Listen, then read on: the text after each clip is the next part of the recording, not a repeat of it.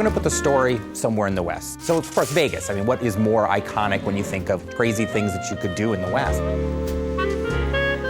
I think that was really the inspiration for the story, in a lot of ways, was looking back at the history of Vegas. We really think of it as a side story. In a lot of ways, we're revisiting stuff from the original 2 games, but it stands on its own.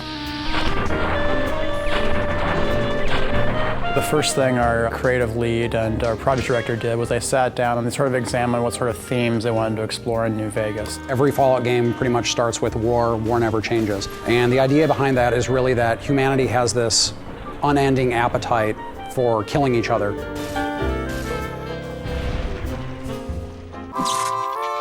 Fallout New Vegas is a post-apocalyptic role-playing game. It's set a couple of hundred years after a cataclysmic nuclear war between the US and China, and it takes place at a time when the city of New Vegas is actually being rebuilt. Fallout 3 starts with you being born, and you're a baby, and you go through your young adulthood until you leave the vault.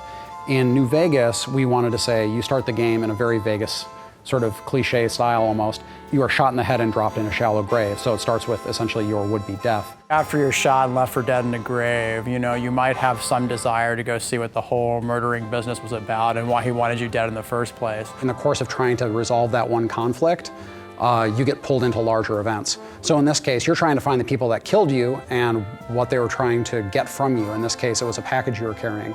So, of course, as you go around, you find out that what you were carrying is centrally tied into this major conflict in the area between New California Republic and Caesar's Legion and Mr. House, who's the guy that sort of runs the strip in New Vegas.